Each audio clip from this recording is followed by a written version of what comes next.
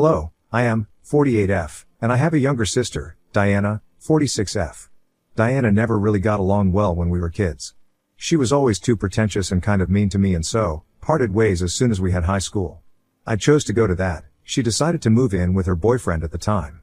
It's a good thing that her boyfriend was rich, since our parents would never have been able to afford the rent to let her live on her own.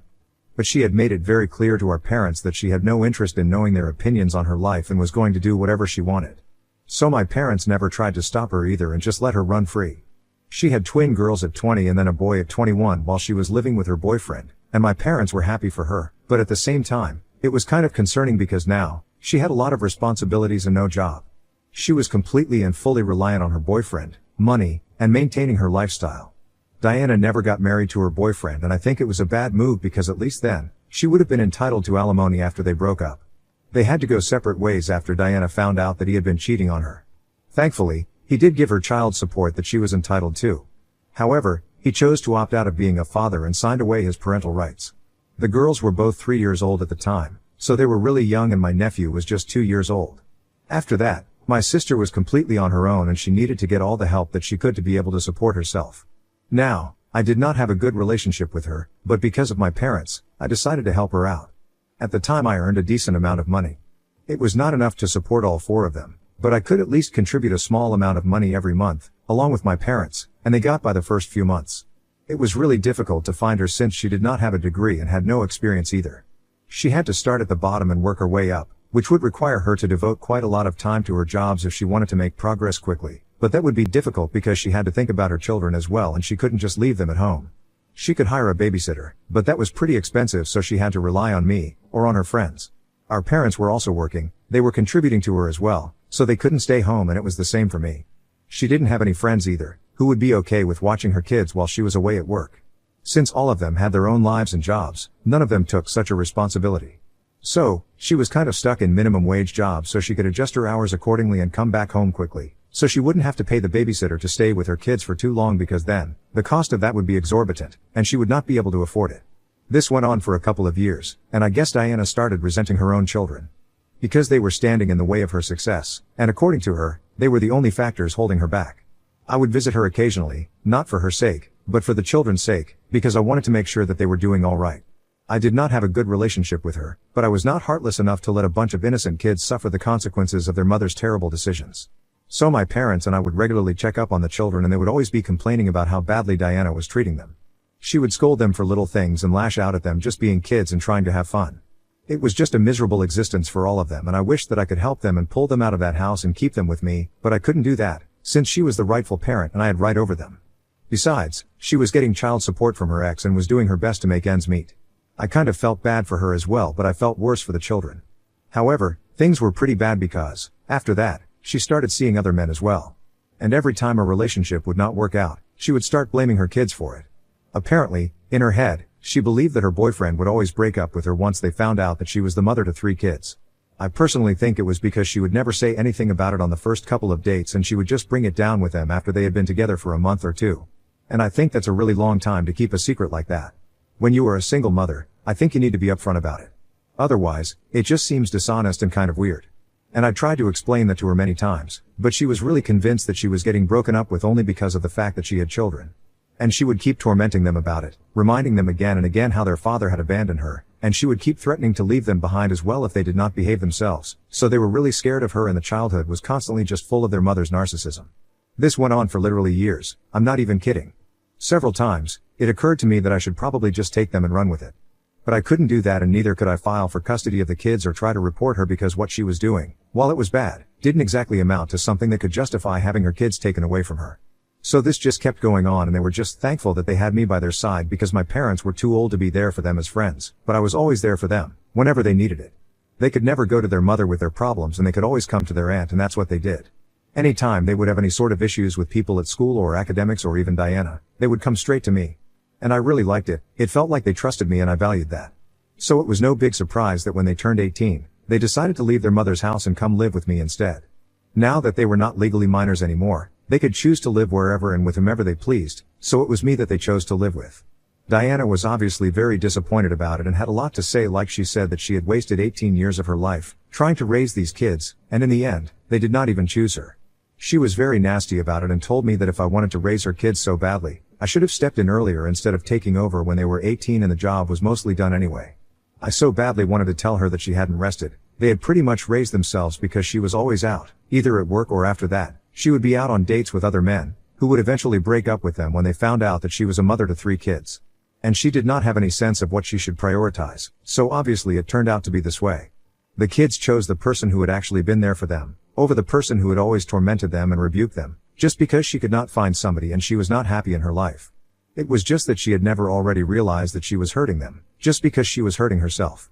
But I did not want to rub it in her face because I knew that it must have been hurtful for her as well, which is why she was lashing out at me, so I just kept my mouth shut, and that was it.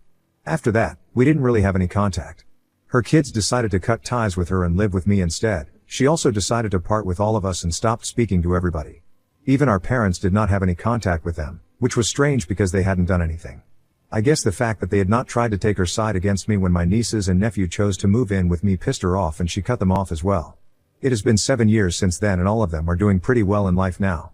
I honestly don't know what Diana has been up to, but I know that her kids are doing great. My nephew went to medical school and is now a pediatrician. One of my nieces has a degree in literature and is now a teacher while her twin sister runs her own hair salon. I helped all of them take out loans for the business and I even financed them to the best of my abilities and I am really proud of them now because they are doing so well in life and have come so far from the kind of home that they used to live in. All of them are living separately now. They only lived with me for 4 years and even then, it was not exactly them living with me, since they would usually be in college and would only come back occasionally. I guess I just didn't want to come back to a home where they did not feel wanted. I'm talking about Diana's home. Anyway, it has been 2 years since all of them moved out and I'm so happy for all of them. I never expected anything in return for any of this because in all honesty, I was only doing this because I thought it was the right thing to do. They were just kids and no matter the kind of bad blood that I had with my sister, I could never be heartless with them. I had always had a soft corner for all of them since I never had any kids of my own, and I never even got married. It was just not my cup of tea personally, but for them, I think I wanted to be there as a parental figure because their father was not in the picture and well, we all know what kind of a person Diana was. So they needed somebody and my parents were too old for that job, so I stepped up. That was all that I had done. I never expected anything in return, but I am so glad that they are the kind of kids who think that I deserve a token of appreciation for what I did, even though I don't think that it was something that I need to be compensated for or whatever. However, about a week ago, I celebrated my 48th birthday. And on my birthday, I obviously invited my friends and my family, including my nieces and my nephew. I had a blast, and my nephew was kind enough to organize everything for me, even though I wanted to pay for everything. He told me that he was going to cover the expenses because now, he was making enough money to do things for me and express his gratitude. After the party was over, the 3 of them sat me down for a conversation and told me that the 3 of them had talked it out and now that all of them were financially stable, they wanted to show me how grateful they were and were going to collectively write me a check and show me how grateful they were for everything that I had done for them.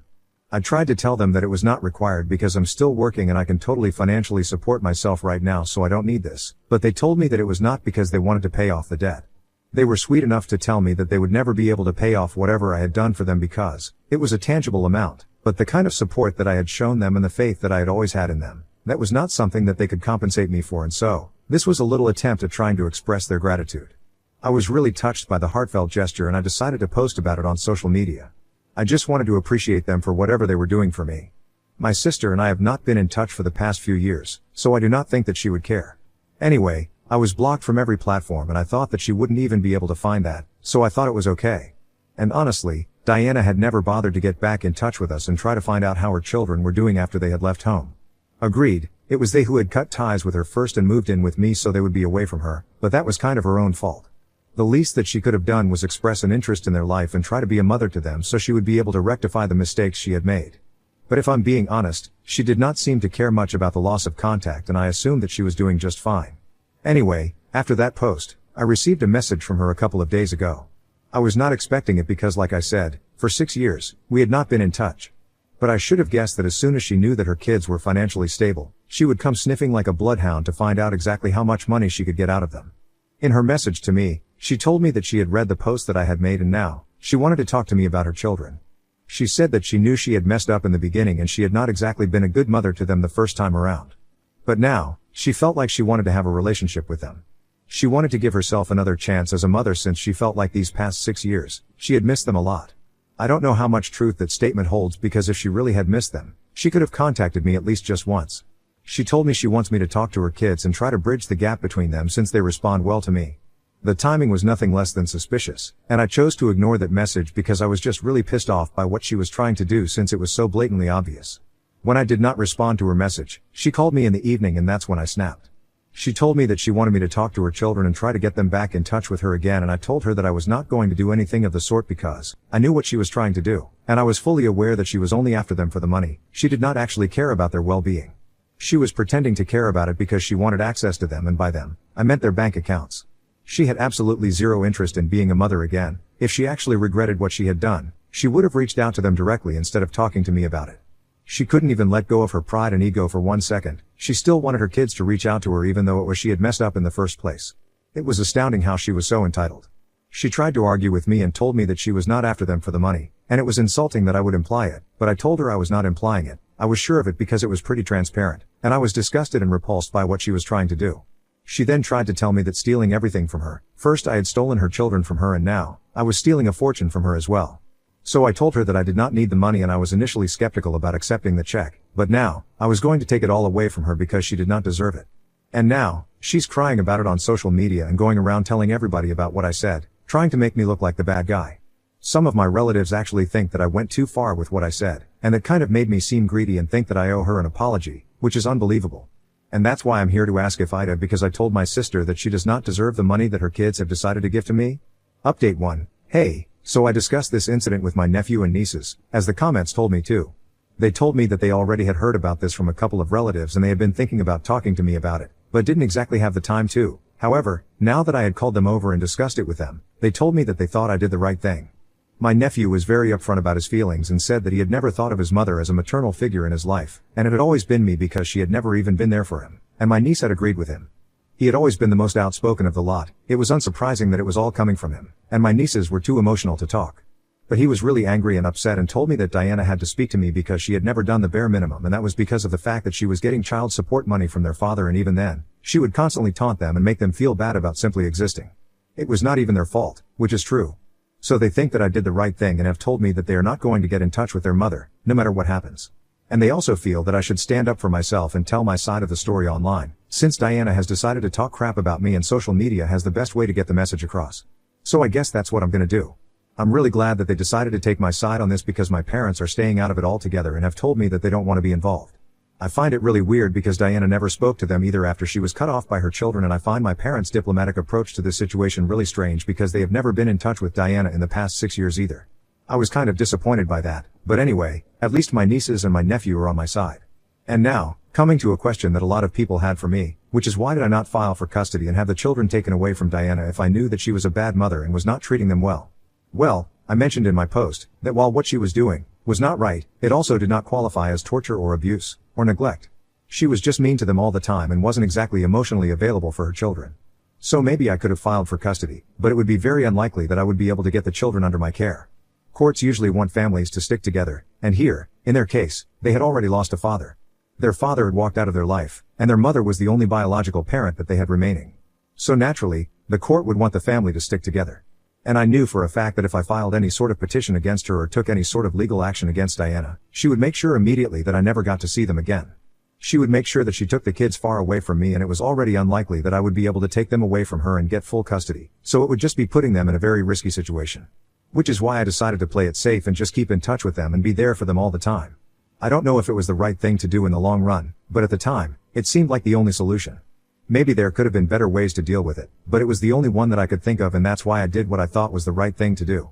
It was not easy for me, and for years, I kept contemplating whether I should file for custody or not, or have them taken away from her somehow and have them rehomed, but there is just no telling what might have happened, and I thought that it was better for them to stay with their mother and have contact with me and my parents rather than any sort of risk in this kind of a situation. I hope that on the questions that most people had for me, and maybe I might come off as a bad guy for what I did, but I don't really care. I know that the kids are doing well in their lives now, and I did whatever I could to keep them happy and safe, and I was always there for them. So I have no reason to feel guilty about anything. Update 2. Hey, so it has been 1 week since that message from Diana, and today, I have been receiving a lot of phone calls from relatives and people who have been speaking to her, and they were telling me how wrong I was and stuff like that. It was getting really tiring, and I was busy with work, which is why I had not been able to make a post earlier, but today, I decided that I had had enough. After a short discussion with my nephew and my nieces, I decided to finally put up a post, sharing my side of the story and also, in a way, sharing their side of the story. Since I don't think anybody in the family knew exactly how much those kids had been through in their childhood. How many taunts they had to face every single day, just because Diana had decided to get pregnant earlier and had dropped everything for her boyfriend at the time. Even after that, she kept blaming other people for her own decisions and tried to make it seem like she was doing everything in her power to do right by her children, but in reality, she was never there for them. And I think since she was telling everybody about how I had stolen her kids from her, and I was now stealing a fortune from her as well, now that her children were doing well financially, people deserve to know the reality of the situation. Not just her warped version of things where she was somehow the victim, instead of being the person who tormented everybody. They were already judging me for a lot of things because they only knew her side of the story and sympathized with her, but in reality, it was me who deserved to tell my side of the story along with her kids. So I typed everything out a couple of hours ago and I made the post. So far, she has not said anything to me and the only messages that I have received are from my relatives, who were judging me earlier. Now, they have suddenly flipped and are trying to tell me that they judged me too quickly and they want to apologize to me, but honestly, it does not mean anything to me. I just wanted them to know the truth. I don't really care what they think of me. But it was important for me to speak my truth and share how Diana had treated her kids, which is why they were not in touch with her anymore. Anyway, now that all is done, I am ready to move on from this. Honestly, I don't want anything to do with Diana anymore, and I was perfectly happy for the past 6 years when she was not in touch with me. And I think the same can be said for her kids as well. I don't understand why she felt the need to stir up so much drama. If she wanted money, she could have just asked for it instead of pretending that she actually wanted another shot at being a mother.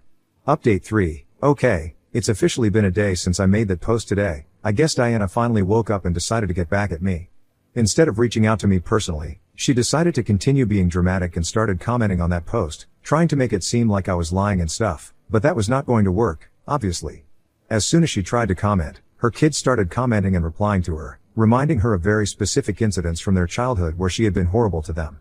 That went on for about an hour or so and honestly, I did not even feel bad about it.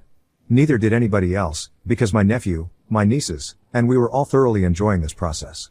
They were completely humiliating her and there was no way that she could lie her way out of this because every single lie that she was trying to tell in order to make me seem like the bad guy, she was getting caught out. I'm lucky that I decided to do this on the weekend because otherwise, maybe we wouldn't have been able to jump to our defense so quickly. Anyway, that went on for about an hour, and after that, she started deleting her comments so that people would not be able to catch her in her lies. It was too late, though, since a lot of people had already seen what was going on in the comment section and I guess she started getting called out for her behavior as well by other people. She started deleting her comments and backtracking everything that she said. And then, she finally blocked me. And she also blocked her own kids as well.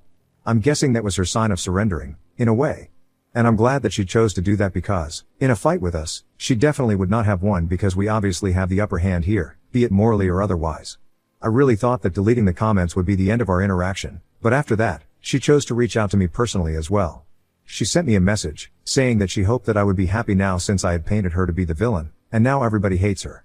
I thought that it was really ironic, coming from her since that's exactly what she was trying to do first. She started it and now, just because I decided to hand it back to her, she can't take it. I don't even understand why people try to dish it out when they know that they can't lick it back up. Just don't start drama if you don't want to get caught up in the consequences of it. Anyway, I ignored that message and that's what all of us are going to go back to doing, ignoring her for the rest of our lives. Because she is not even worthy of our attention anymore, she has proven that.